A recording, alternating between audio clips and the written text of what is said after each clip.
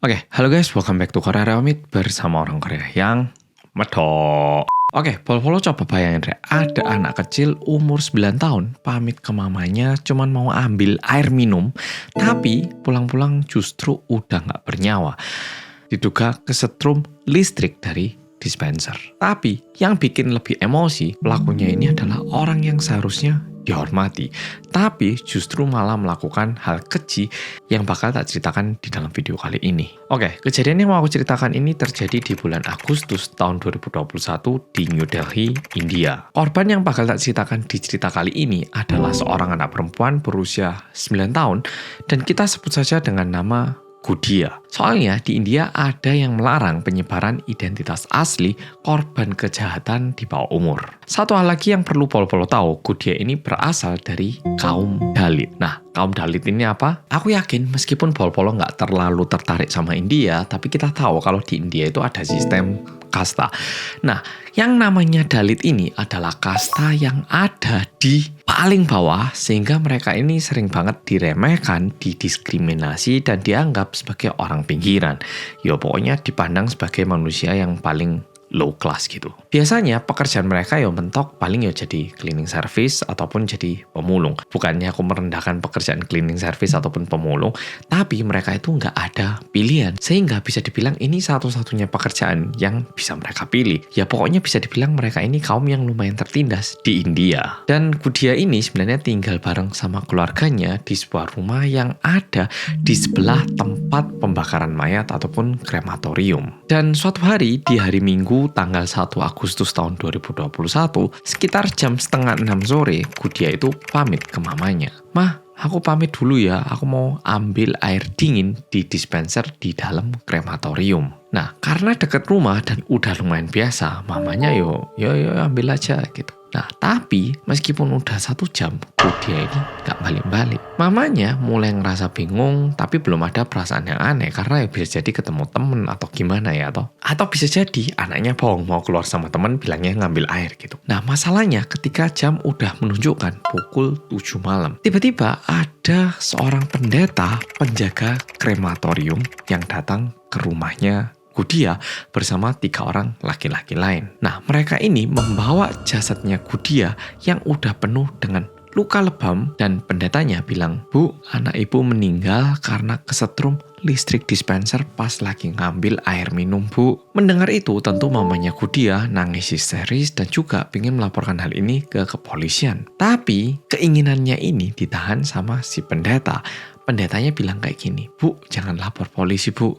Ibu kan orang kecil, kasta Dalit. Kalau ibu lapor pun nanti jasadnya Gudia itu malah dibawa ke rumah sakit. Nah, kalau udah gitu organ tubuhnya itu diambil semua, Bu. Dicuri sama orang rumah sakit untuk dijual loh, Bu. Mendingan ibu diem aja, Bu.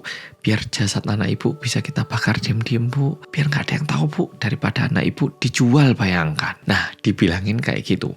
Mendengarkan itu, mamanya juga shock, apalagi ditakut-takutin, sehingga ya mamanya ya percaya-percaya saja. Sehingga mamanya itu beneran mengikuti apa yang disampaikan sama pendeta itu. Anaknya benar-benar dibakar tanpa diperiksa sama kepolisian terlebih dahulu. Jadi di malam itu jasadnya Gudia langsung dimasukkan ke dalam tungku pembakaran di krematorium dan langsung dibakar.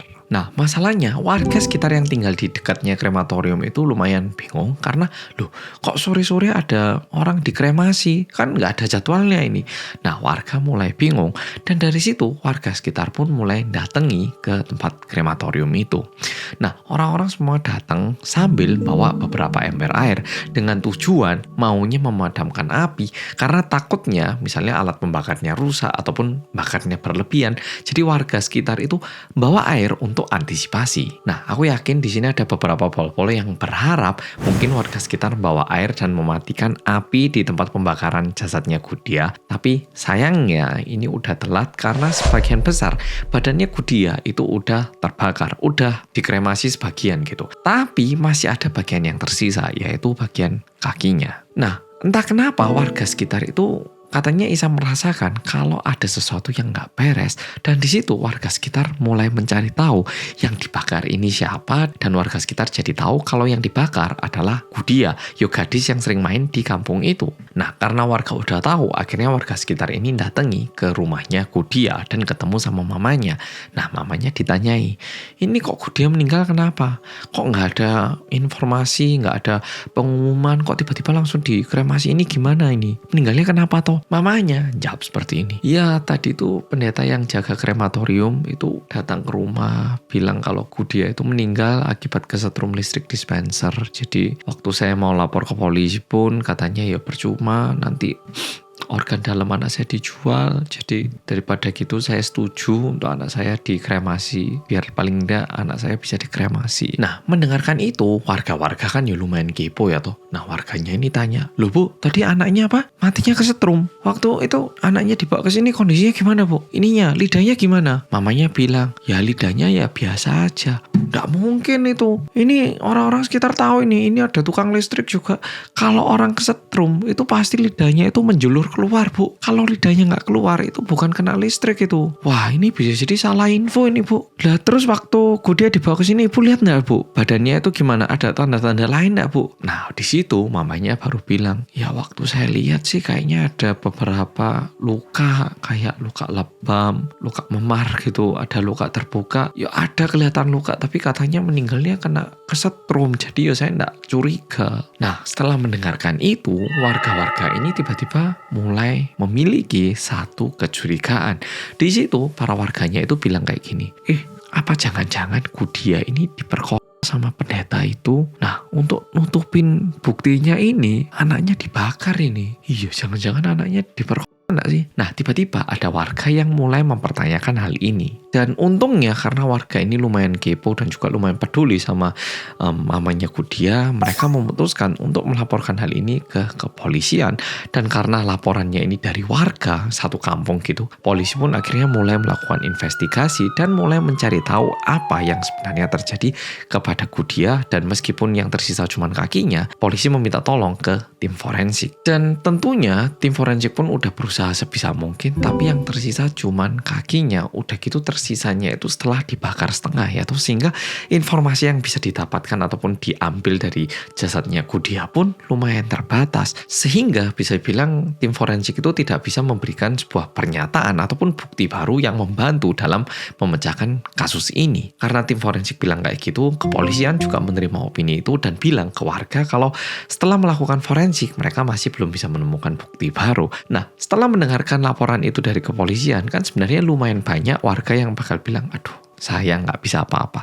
Tapi yang menarik, warga sekitar semuanya itu mulai memberikan suara yang berbeda. Mereka mulai bilang kalau polisi pilih kasih, dan bilang kalau polisinya itu nggak terlalu peduli karena korbannya adalah gadis dari kasta Dalit. Dan ini untungnya menjadi lumayan ramai sehingga muncul aksi demonstrasi yang bertahan selama berhari-hari dan meminta keadilan untuk Gudia. Nah, ini mungkin karena aku ataupun Pol-Pol kita dua-duanya nggak pernah tinggal di India, jadi kita nggak tahu budayanya di situ gimana. Tapi di India itu pendeta ini katanya dipandang benar-benar sangat tinggi sebagai seseorang yang sangat suci gitu. Jadi meskipun mereka melakukan hal-hal yang salah pun, kadang itu polisi nggak bakal langsung menangkap ataupun menahan mereka. Jadi kayak kecenderungan polisi itu bakal menunda dan nggak terlalu kejam sama orang-orang kalangan atas ini katanya. Tapi karena saking viralnya ini kasus, kepolisian pun ya nggak bisa duduk diam ya toh. Kalau misalnya polisi nggak bergerak, dibilangnya polisi ini nggak berguna, dan polisi pasti dihujat mati-matian. Dan kita tahu ya toh, jumlah penduduk di India itu banyak banget. Dan mungkin diakibatkan viralnya ini, dalam waktu 30 hari, kepolisian langsung menyerahkan 400 halaman berkas tuntutan untuk pendeta dan juga kepada 3 orang lain yang kayak pengikutnya ataupun 3 orang lain yang kebetulan ada di tempat itu katanya. Dan tuntutan yang dikirimkan oleh kepolisian kepada pendeta itu adalah sebagai berikut. Yang pertama, pembunuhan berencana. Yang kedua, pemerkosaan ramai-ramai ataupun pemerkosaan massal. Yang ketiga, menghilangkan barang bukti. Keempat, pelanggaran undang-undang perlindungan anak dan kejahatan seksual. Dan tuntutan yang terakhir merupakan kejahatan terhadap kasta Dalit. Dan ini yang sebenarnya juga lumayan mengagetkan, kalau berdasarkan tim forensik, meskipun yang tersisa cuma kakinya Gudia, tim forensik menduga Gudia ini meninggal diakibatkan cekikan, bukan diakibatkan listrik ataupun kesetrum gitu. Dan setelah persidangan yang cukup lama, ternyata pendeta dan 3 orang yang kebetulan ada di tempat itu, mereka dinyatakan bersalah dan akhirnya mereka mendapatkan hukuman penjara seumur hidup. Wah.